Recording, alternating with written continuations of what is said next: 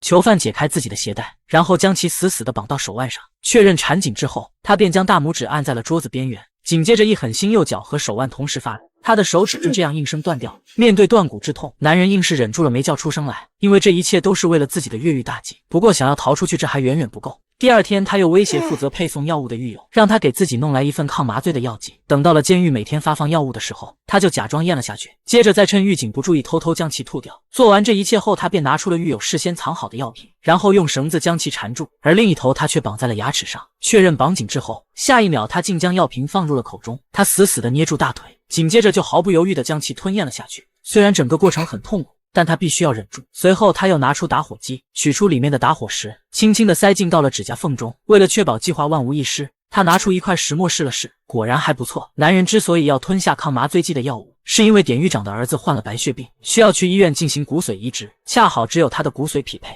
这是一个千载难逢的好机会。他没有丝毫犹豫就答应了对方，但前提是可以让自己在监狱里抽烟，以及去电脑室看书。抽烟是为了拿到打火石，而去电脑室看书只是假象，实则是为了窃取到医院的详细构造图，好制定出合适的逃跑路线。很快就到了骨髓移植的日子，因为他是一个重刑犯，为了防止意外的发生，就连警察局也参与了进来。为此，他们还专门做了一个连接监狱和医院的通道，好方便在手术结束后及时的押送他回去。不多时，男人就被五花大绑的抬到了医院，狱警还特地准备了2条警犬来搜查，却没想到警犬被他轻轻一吼就吓退了回去。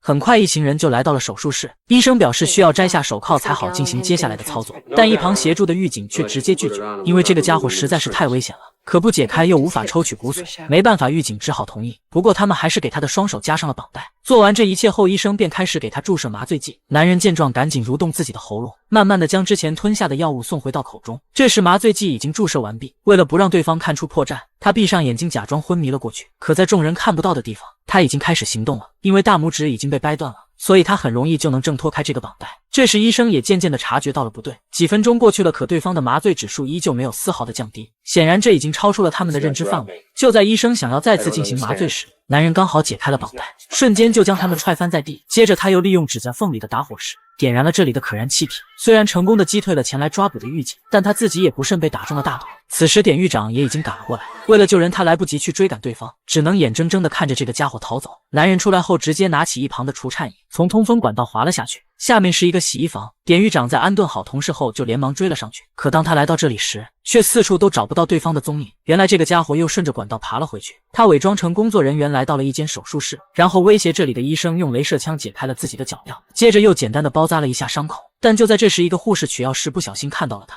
先前的那个女医生见下属站在那里一动不动，便跑过去训斥，却没想到男人突然就钻了出来。随后他又威胁一旁的护士把取来的药剂放进了自己口袋。这时典狱长也已经过来了，不过他面对了一个死局，他既不能杀了对方，同时又要保证女医生的安全。儿子的病情愈发的严重，已经开始流鼻血了，急需男人的骨髓治疗。对方则让他立马放下枪，否则就杀了这个女医生。放下枪就意味着他没有了谈判的资格。对此典狱长没有丝毫犹豫就同意了，因为自己的队友已经绕到了他的身后，这样做都是为了吸引这个家伙的注意，好让黑人警官趁虚而入。当然一旁的女医生也没有坐以待毙，她用眼神告诉不远处的同事，一会找机会把枪踢给自己。可就在这个关键的时候，典狱长无意间朝旁边瞥了一眼，一下就被男人捕捉到了。 Do me a favor, darling. Open up that curtain for me. Oh! Wilson, you even think about pulling that trigger, I'll cut her fucking head right off. 这下他们又再次陷入了被动，但意外总是一件接着一件。这时对方注意力全在黑人警官身上，正是一个好机会。一旁的男医生也深知这一点，果断地将枪踢了过去，却没想到竟被男人一脚挡下来。这下他有了枪，情况就更加危机了。接着他故意激怒黑人警官，说他是个胆小鬼，连枪都不敢开。典狱长怕同事会真的忍不住开枪杀死他，便果断地拦在了两人中间，这反而给了对方一个机会，不仅开枪打死了另一名警察，还导致自己的黑人队友也中了一枪。 Appreciate what you did for me here, Frank. If I need anything else, I'll call you. 警察局局长觉得典狱长不适合再参与此次事件了，因为他的不正当操作已经导致多名警员牺牲，便让手下带走了他。可刚到楼下，他就趁着人群骚动直接逃走了。此时，另一边的男人已经闯入到了他儿子的病房，但他并不是去伤害小男孩的，而是想要女医生带自己去找环丙烷。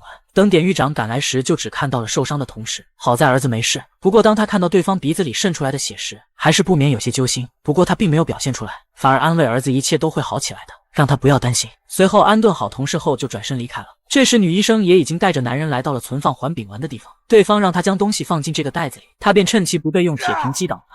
接着女人就连忙拿起地上的枪跑了出去，出来后刚好遇到了前来追捕的典狱长，随后就把情况都告诉给了对方。典狱长拜托他不要叫来警察，因为他们很有可能会杀了那个家伙，这样一来自己的儿子就没救了。女医生也很能理解这个父亲，便答应了。此时另一边的男人已经将环丙烷喷洒在了房间里的各个角落，只等引爆他们了。典狱长手里虽然有枪，却不能对其构成威胁，只能任由他点燃环丙烷逃走。男人逃出来后连忙砸破了走廊上的玻璃，准备利用这个空中通道去往隔壁的大楼，而典狱长一边抓他，还要一边躲避警察的追捕，十分的耗费精力。他虽然看到了那个家伙，却没有着急去追。为了儿子，他希望对方能够顺利逃走，可他刚翻过铁丝网就被警察发现了，而警察面对这个杀人犯也毫不含糊，直接选择了开枪射击。好在铁网的栏杆挡住了子弹，典狱长见状赶紧用枪打碎了下面的探照灯，救了他一命。等警察重新取来探照灯时，男人已经消失不见了。他转头就挟持了警察局局长，然后来到了控制室，并关闭了所有监控。他让所有警察赶到这里集合，接着又命令他们15分钟内准备一架直升机放到顶楼，否则的话每隔1分钟他就会射杀一名人质。不过警察还是准备了一名狙击手潜入了进去。此时典狱长也已经来到了这里，男人见状立马关闭了大门，为了以防万一，他又抓进来了几名人质。这一切都被上方的狙击手看得一清二楚，可他用蛇形望远镜观察时，不小心蹭掉了栅栏上的灰，正是这个小小的失误将会导致此次行动的失败。男人在和典狱长对话的过程中，无意间发现了地上的黑色灰尘，他很清楚地记得之前并没有。拥有多年犯罪经验的他瞬间就察觉到了危险。 Hold on a second, Frank. Here he comes. Duck. What happened? What was that? Just a rat, Frank. 两人达成了协议，典狱长帮他逃走，他则帮对方救他儿子。随后男人就带着人质去往了楼顶，不过在此之前他决定先解决掉那些前来追捕的警察。这么精彩的剧情当然要有女朋友一起看，找对象就来真的。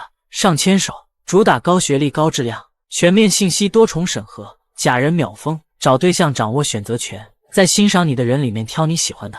找对象就用牵手。他提前在通道上放置了环丙烷，只要自己一开枪，那些警察就会死无葬身之地。典狱长看到后赶紧呼叫他们，让他们停止行动，表示前面有危险。但警察这时已经不相信他了。Cassidy! Let's go now. 他只好用枪去制止。见同事们都转身回去后，他直接开枪打爆了环丙烷，救了他们一命。这却惹怒了上面的男人，结果就是连同小男孩被他双双劫持。为了惩罚他，男人准备用他儿子当挡箭牌逃出去。 Son of a bitch! You hurt my son! I'm gonna rip your fucking head off!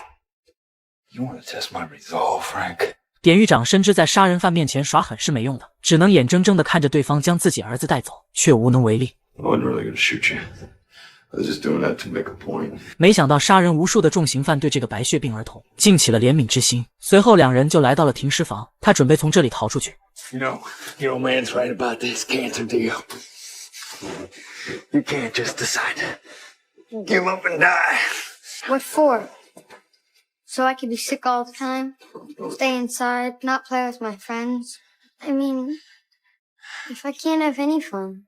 男人虽然想救他，但可惜自己现在只是一个逃犯，根本管不了那么多。如今只想离开这里，重获自由。另一边的典狱长也已经撞破玻璃跑了出来，因为担心儿子会出事，他直接冒着生命危险顺着电梯的缆绳爬了下来。此时男人已经将墙凿开了。I'm sorry. I'm sorry about that. You know, kid, if I could have done that for you. 没想到对方却趁机用铁棍殴打他，因为男孩害怕他会开枪打死自己的爸爸。见他一片孝心，男人并没有责怪，说完再见后就离开了。典狱长看儿子没事悬着的心也终于放了下来。这时对方已经顺着下水道逃到了街道上，随着天亮后人群越来越多，抓捕工作将会更加的困难。等典狱长赶过来时，对方已经抢了一辆车逃走了，随后他也抢了一辆警车追了上去。重获自由的男人此时还在车上庆祝，却不知危险正在悄然降临。很快他就被追了上来，两人互相挑衅地看着对方，谁也不服谁，你来我往，好不痛快。随后典狱长故意将他逼进了一旁的岔路口，男人见此露出了得意的笑容，殊不知自己已经落入了他的圈套。典狱长见计划成功，便给局长发去了信号，很快桥上的减速带就被升了起来。这下对方算是无路可逃了，他则不慌不忙地追了上去，任凭男人如何逃跑，他也丝毫不着急，除非他敢直接从桥上跳下去。就在这时，负责追捕的直升机也过来了。男人像是抓到了救命稻草一般，赶紧对着直升机开枪。没办法，警察只好反击。典狱长见状，连忙上去给他挡下了这致命的一枪。虽然他们都暂时没事，但他深知自己迟早都会被抓到，与其失去自由回到监狱，他还不如直接赌一把跳下去。随后典狱长也毫不犹豫地跟着跳了下去。故事的最后，男人被成功地救了上来，并答应进行骨髓移植救他儿子。 What? I said, poor Matthew Connor. Yeah, he's doing good. His body seems to be accepting the transplant. They're all happy up there.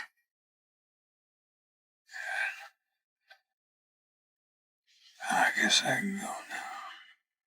You're a tough bastard, McCabe. You'll make it. What